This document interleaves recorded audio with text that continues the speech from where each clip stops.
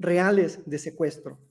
Incluso de estos asuntos, que no sabemos realmente ya quiénes fueron los perpetradores, porque se creó toda una historieta de bandas de secuestradores y se dosificó, de tal suerte que, como tú lo mencionas, cada que había cierta cuestión política nacional, sacaban una nueva banda, sacaban una nueva detención, lo presentaban en la televisión, y aquí es en donde quiero preguntarte, ¿hasta qué punto tú consideras que el poder mediático, las corporaciones informativas, estarían enteradas o no? Ya te lo pregunto como periodista.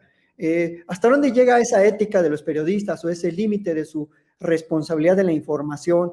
¿O si acaso no se conoce en el ámbito? ¿O por qué crees que existen estas participaciones en hechos que notoriamente son de índole judicial y que aún así intervienen las empresas mediáticas? Pues sí, efectivamente, mencionas el tema de las víctimas. Yo creo que ahí los medios de comunicación, si no se detenían, porque tal vez no podían entender de inmediato todo lo que estaba pasando, los equipos de Televisa y de TV Azteca que llegaban al lugar, digamos, los equipos de Televisa entendían un poquito mejor que los de TV Azteca porque llegaron antes de que se diera la señal de que entraran los AFIS al mismo tiempo que empezaba la transmisión en vivo de Televisa.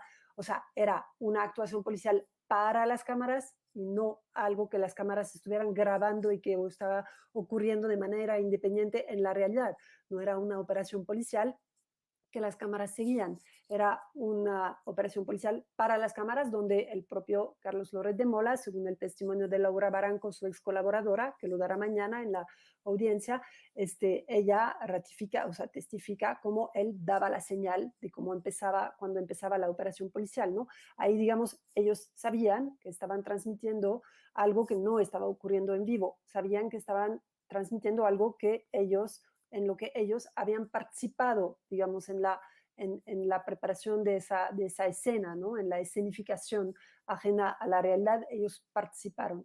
De ahí a decir que sabían que no eran secuestradores, que habían sido detenidos un día antes en la carretera, probablemente eso lo desconocían, pero por lo menos tenían que dudar, ¿no? Y si no lo hacían, y eso es lo que quería decir, si no lo hacían en beneficio de la presunción de inocencia, si no lo hacían, digamos, respetando a Florence Cassé y Israel Vallarta, respetando su imagen, dudando de que fueran secuestradores, por lo menos los medios de comunicación lo deberían haber hecho en beneficio de las víctimas.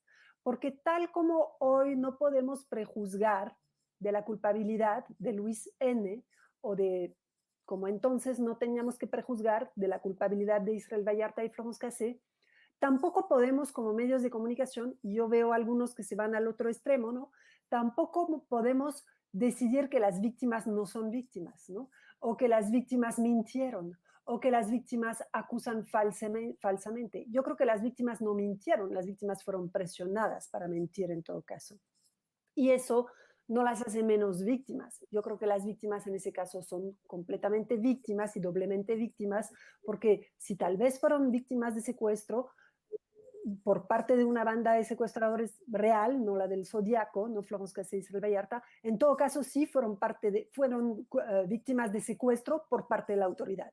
Secuestro y violaciones a sus derechos por parte de la autoridad al obligarles a participar en un montaje, cosa que al día de hoy impide que accedan a la justicia, ¿no? Impide para las propias víctimas que accedan a la justicia. Entonces, bueno, eso, el balance es terrible para absolutamente todos, todo el Sí, mundo. coincido totalmente contigo, Emanuel. Y bueno, y te agradezco muchísimo, se nos acabó el tiempo, es muy poquito, da para muchísimo este caso, creo que apenas va a empezar a una nueva faceta del caso, esperemos ver esclarecidos los hechos, llegar a la verdad, que se respete el derecho también de las víctimas. Y bueno, Emanuel, tu libro, ¿qué pasó con esa segunda edición? ¿Por qué no está disponible? Bueno, ya sabemos que se vendió, que fue de los Esta más es la vendidos. segunda, de hecho esta es la segunda, la primera edición era así, esta que se presenta ahora, no sé si se vea, sí, esta es la primera, la que se mostró es la segunda, ya no está disponible en librerías,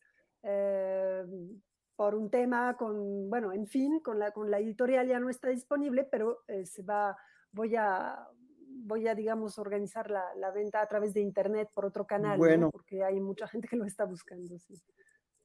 claro que sí, sí, mucha gente lo quiere y bueno, es un tema de interés público, incluso internacional, para ver cómo está funcionando pues, la justicia en México. Te agradezco muchísimo, te deseo excelente tarde, Emanuel, también a la audiencia. Muchísimas gracias por sintonizarnos.